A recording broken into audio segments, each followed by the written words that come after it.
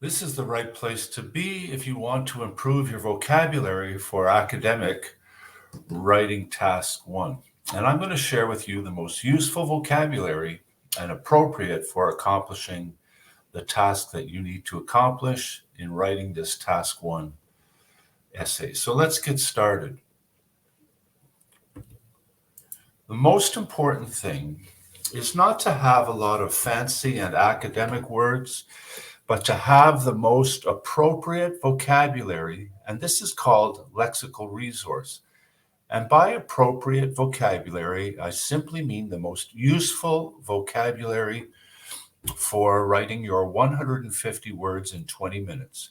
You don't want to spend a lot of time in your preparation trying to memorize special academic words from academic word lists, adding 10 or 12 academic words to your vocabulary just to try and use them in writing task 1 is not going to help you at all. I'm not here to give you a vocabulary lesson in that way.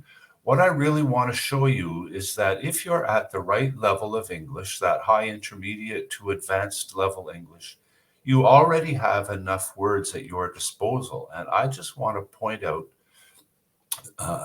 the most useful and appropriate words from the vocabulary that I'm sure you're already familiar with. So let's continue. What I want to begin with is different word forms. And just by knowing the verb form and the noun form for a particular word, you can double your vocabulary.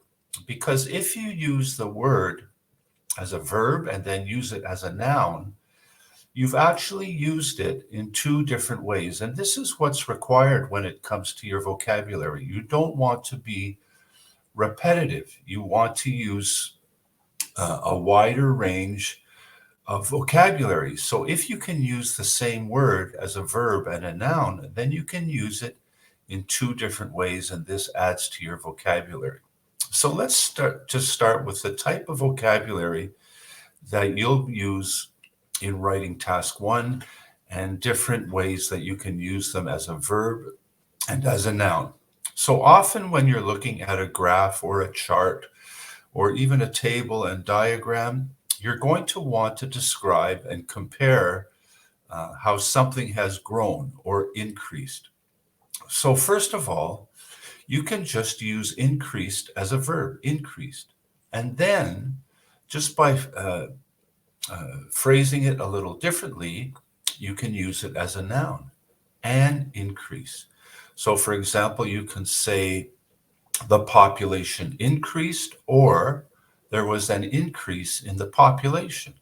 And you've just shown a wider variety of vocabulary because you've used two different vocabulary words.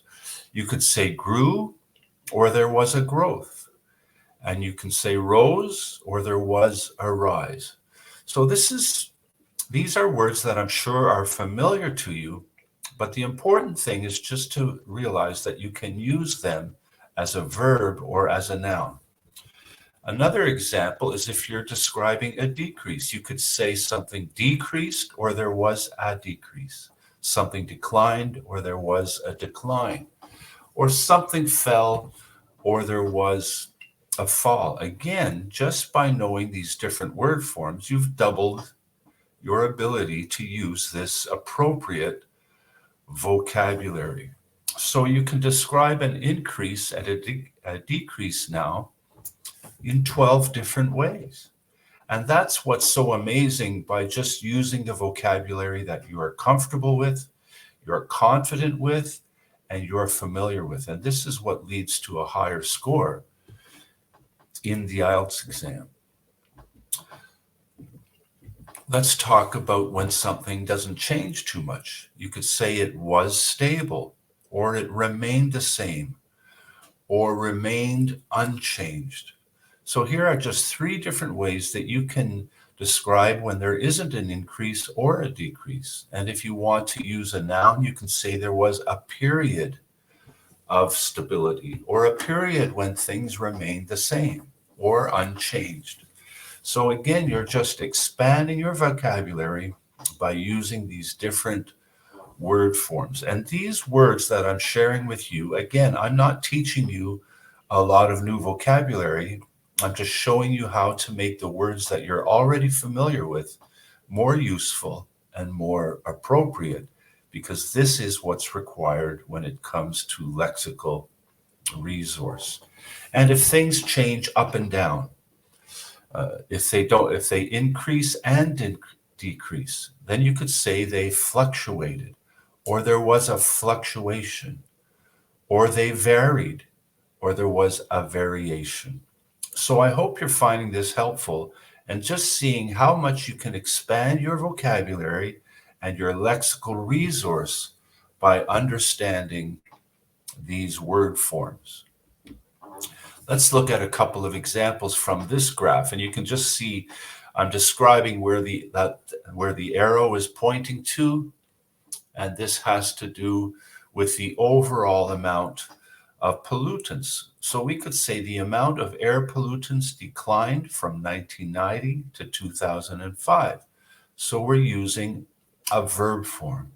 There was a decline in the amount of air pollutants from 1990 to 2005. So now we've used the word decline in the form of a noun. So these are just some examples of how knowing these word forms can expand your ability to express what you see in the diagram. So let's talk about some words that you might need for describing an amount. And this is where adverbs and adjectives come into play. So again, we're using different word forms, and we're using the same word as an adverb or as an adjective. So if we want to say something increased dramatically, there was a big increase, then we could say there was a dramatic change. Substantially, there was a substantial change. Considerably, there was a considerable change. So these words, dramatically and substantially and considerably, are words that you would want to describe the amount. Okay, so, and you're describing a big change. Okay, something that's big, dramatically, substantially, and considerably. If you want to describe something that was kind of medium, it was neither big nor small, you could say modestly. It changed modestly, or there was a modest change, or moderately, there was a moderate change. So you're doubling your vocabulary. You're using words that you're familiar with, and you're staying on task by displaying your lexical resource. And if there was only a small amount of change, you could say it changed slightly, or there was a slight change, or marginally, a marginal change. And I would just encourage you to practice and start using these words. Again, you're familiar with them. And sometimes we just use the same words over and over again because that's what we're comfortable doing. And in our everyday life, we only use about 10% of the vocabulary that's available to us. So, and the vocabulary, only 10% of the vocabulary that we really know. So what we want to do is just expand that and use a little bit more of the vocabulary that we already know and identify what's useful and appropriate. And I hope that that's what you're discovering as we go through this lesson. So here's a couple of more examples. The amount of air pollutants declined sharply from 1990 to 2005. And you can see where the red arrow is pointing. It on the line graph, it suddenly dropped. So we're saying it declined sharply.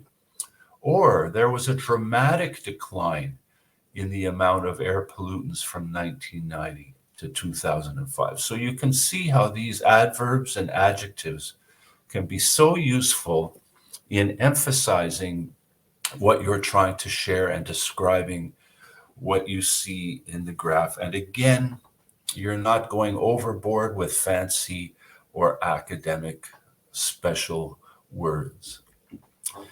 We may also want to describe the rate or the speed at which something changes. So we could say rapidly, or there was a rapid increase, or it decreased steeply. There was a steep decrease, or sharply. There was a sharp decrease. So again, I'm just sharing with you words that I'm sure you're already familiar with, but you can make them more useful to you and appropriate for writing task 1.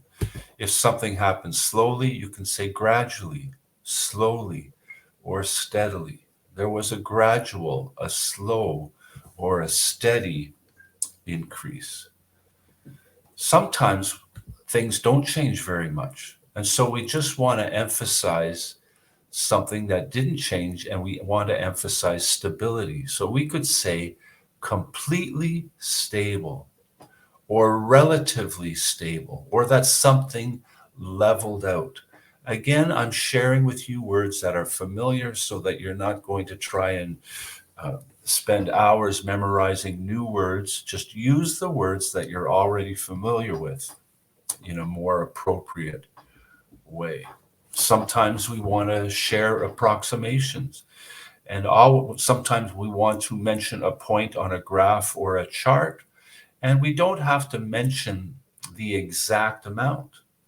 It might be close to the amount that we want to share. So we could say approximately, or roughly, or about. Or we may see a point on a graph, for example, that's just under 2% or 10%, and we could just say below, or just under, or just over, or above.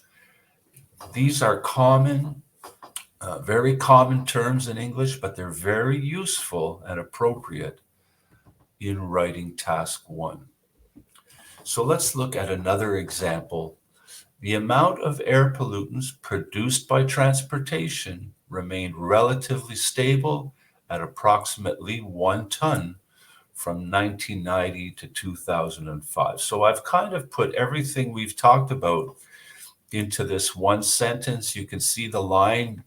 That's a very level line that the arrow is pointing to. And we've used the different word forms that we've talked about in this lesson. And this is a very appropriate and a high-level sentence for writing task 1, but it's very simple. Don't make things more difficult when it comes to improving your vocabulary. Adding a few dozen special words to your vocabulary is not going to help you express yourself better in English. What you really want to do is stay in the level where you can use the words confidently and even comfortably.